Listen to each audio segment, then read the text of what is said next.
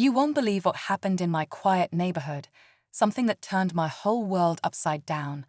So there I was, checking on my helicopter landing pad one morning, only to discover that it had been painted over, completely covered. At first, I thought it was some harmless maintenance or a little prank. But soon, I found out it was way worse than that. The HOA, yes, the Homeowners Association, had painted right over it. The problem? They didn't know what it was for. They had no idea this landing pad wasn't just some random patch of concrete. It was actually reserved for emergency evacuation flights. That's right. This pad wasn't just for show. It could save lives during a real crisis. Now imagine the frustration and confusion when you realize that something so critical was erased because of a simple misunderstanding. The people running the HOA, the Karen types who think they know best and act on impulse, basically made a decision that could have had serious consequences. And trust me, this isn't just about paint and property lines. It's about safety, responsibility, and how sometimes rules get enforced without anyone taking a moment to ask why. In this story, I'm going to take you through everything that happened, the initial shock, the confrontation with the HOA, and how I try to explain the importance of that landing pad. You'll hear about the people involved, their stubborn attitudes, and the ridiculous back and forth that followed. But here's the catch. The situation didn't just get fixed overnight. There's still a lot unresolved, and I'm left wondering if anyone truly understands the risks of what they did. So stick around, because what started as a simple neighborhood disagreement turned into a real eye-opener about communication, safety, and the sometimes crazy power struggles that happen right under our noses. You'll want to hear the next part, where I dive deeper into the fallout and what it means for all of us. To really understand why this all matters so much, you need a little background on the landing pad itself. When I first moved in, the neighborhood was peaceful and quiet, the kind of place where everyone knows each other and things just work. But I've got a medical condition that sometimes requires emergency evacuation, and that's why the landing pad was set up. It wasn't just for convenience or showing off. It's a lifeline. The pad is officially registered for medevac helicopters, so in a serious emergency, help can arrive fast, right in our backyard. I always made sure the HOA knew about it, sending paperwork and reminders over the years. We had agreements in place, or so I thought. But somehow, during their recent repainting project, the people in charge didn't double-check what that area was for. They just saw a plain concrete slab and decided to paint it over, like it was an eyesore or some old patch of pavement that needed fixing. And here's the kicker. They didn't reach out to me at all. No warning, no questions, nothing. When I first saw it, my heart dropped. The bright yellow markings and emergency symbols were completely covered. It felt like a slap in the face. I couldn't help but wonder, how many other things are slipping through the cracks when people don't communicate? How could they just erase something so vital without knowing the risks? It wasn't just about paint, it was about people's safety being overlooked. I tried to get answers, but dealing with the HOA turned into a nightmare. Some of the board members acted like I was exaggerating. Others didn't even want to hear what the landing pad was for. It was as if admitting the mistake meant admitting fault, and nobody wanted that. The tension in the meetings was thick, and I started to realize it wasn't just about property rules or neighborhood disputes. It was about responsibility, trust, and who really looks out for each other when things go wrong. But the story doesn't end here. I'm still fighting to make them understand the importance of what they did, and whether I'll get the landing pad restored before it's too late is still hanging in the balance. What made things even more complicated was how divided the neighborhood became after this happened. Some people were completely on the HOA's side, thinking it was just a simple mistake, like, why make a big deal out of some paint? Others, especially those who knew about the emergency landing pad or had family members with health issues, were furious and worried. It felt like suddenly there were two very different stories being told, and no one was willing to listen to the other side.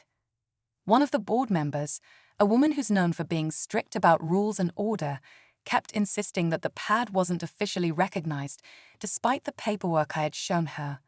She argued that the HOA had the right to maintain common areas as they saw fit, and that I should have brought this up sooner. Meanwhile, some neighbors who had been quiet started sharing stories about their own experiences with emergency situations, making it clear that the landing pad wasn't just a personal convenience, it was a real necessity for the community's safety. One elderly couple even said they rely on emergency services because they live alone and have health issues. Their frustration was clear, and it made the whole situation feel even heavier. On top of that, there was this growing tension between me and the HOA president. Every conversation felt like walking on eggshells, polite on the surface, but full of unspoken blame and defensiveness underneath. I could tell they didn't want to admit they messed up, but I also couldn't just let this slide because it wasn't just about paint or property.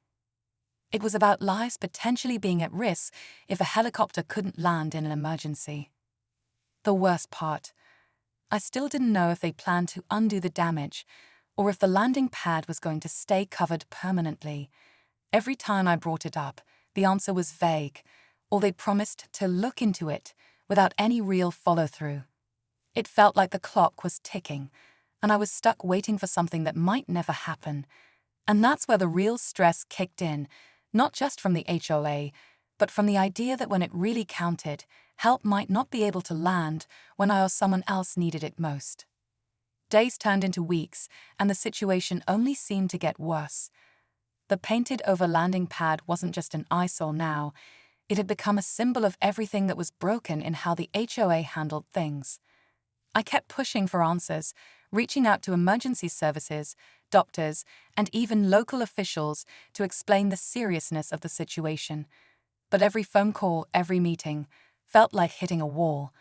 The HOA board kept dodging responsibility, and some neighbors started treating me like the troublemaker, saying I was making a mountain out of a molehill. One afternoon, I received a call that shook me to my core. An emergency evacuation had actually been needed nearby, a situation where a medevac helicopter had to land close to my home.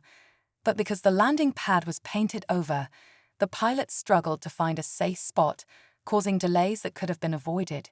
Hearing that, I felt a knot tighten in my chest. This wasn't just about a paint job anymore. This was real life, real danger. I rushed to share this news with the HOA, hoping it would finally push them to act. Instead, the board meeting that followed was a battlefield.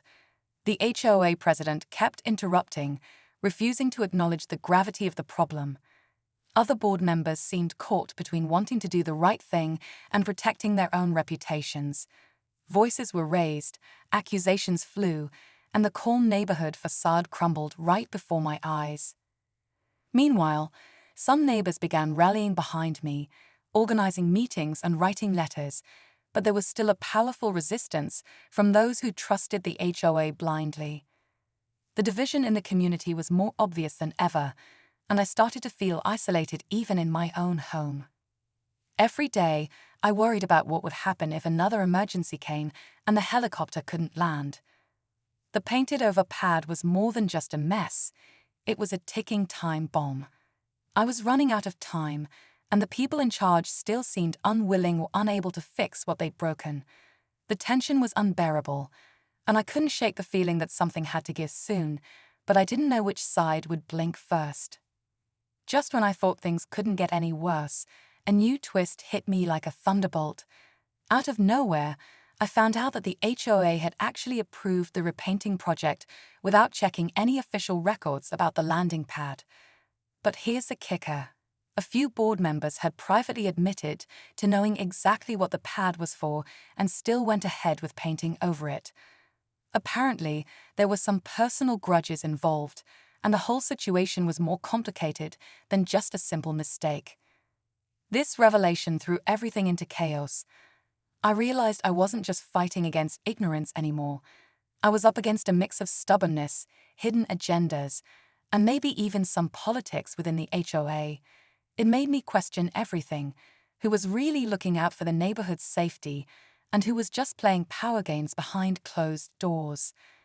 As I dug deeper, I started hearing whispers about attempts to cover up the mistake, to downplay the importance of the landing pad. Some documents seemed to have gone missing, and emails about emergency protocols were suddenly unavailable. It felt like the more I pushed, the more resistance I faced, not just from the HOA, but from a system that didn't want the truth to come out. Meanwhile, the community's anxiety was growing. Neighbors who had stayed silent before were now expressing fear and frustration. What if a landing pad wasn't restored in time? What if someone really needed that emergency evacuation flight and couldn't get it? The stakes were rising every day, and the tension wasn't just between me and the HOA anymore. It was among everyone who lived here. I knew I was close to something big, something that could expose what was really going on, but I also felt the pressure mounting. The clock was ticking, and every moment without the landing pad visible and accessible was a risk I couldn't ignore. The situation had become a powder keg, and I was waiting to see who would light the fuse first. The day of the big HOA meeting finally arrived, and the tension in the room was almost unbearable. I walked in knowing this could be my last chance to make them see the importance of the helicopter landing pad, not just for me, but for the entire neighborhood. As I stood there, I laid out everything: the emergency evacuation needs, the paperwork proving the pad's official status, and the recent near miss with the Medevac pilot struggling to find a landing spot. The room was silent, the air thick with unease. But just as I thought things were turning, the HOA president dropped a bombshell.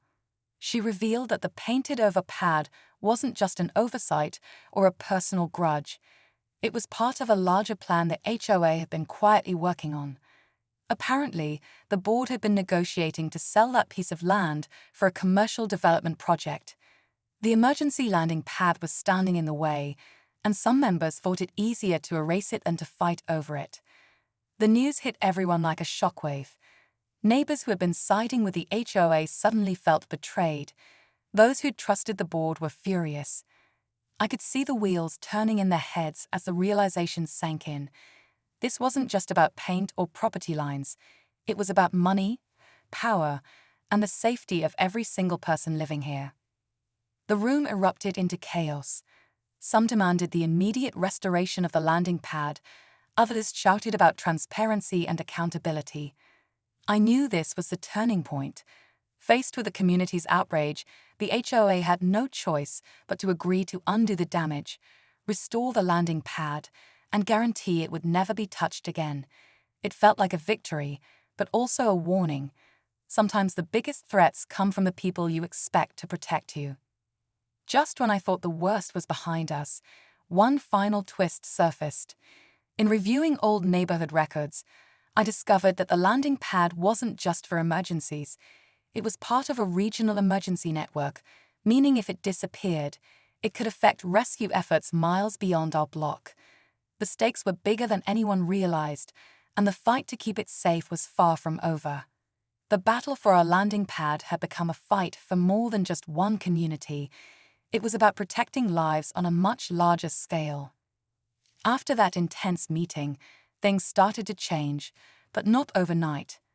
The HOA finally agreed to restore the helicopter landing pad, repainting it with clear emergency markings and making sure everyone in the neighborhood understood its importance.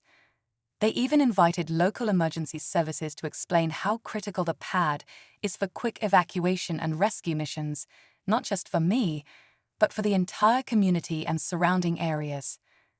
Slowly, the neighborhood began to come together, realizing that safety has to come before politics or profit. The revelation about the attempted land sale brought some hard conversations about transparency and trust. The HOA board members who pushed for the sale faced accountability, and new leadership was eventually elected, people who promised to put the community's well-being first. It wasn't a perfect fix, but it was a start. What mattered most was that the landing pad was safe again, visible and ready for emergencies. Looking back, this whole experience taught me a lot about how important communication and awareness are. If we don't ask questions or speak up, vital things can slip through the cracks, sometimes with dangerous consequences. It also showed me how easy it is for misunderstandings, or worse, hidden agendas, to threaten something as simple but essential as a helicopter landing pad. I hope this story reminds everyone watching how important it is to stay informed, get involved in your community, and stand up for what truly matters. Sometimes it takes one person speaking out to make a difference, even when it feels like the odds are against you. In the end, protecting safety and trust in our neighborhoods isn't just about rules, it's about looking out for each other. Thanks for watching, and if you've ever dealt with something similar or want to share your thoughts, drop a comment below. I'd love to hear your stories.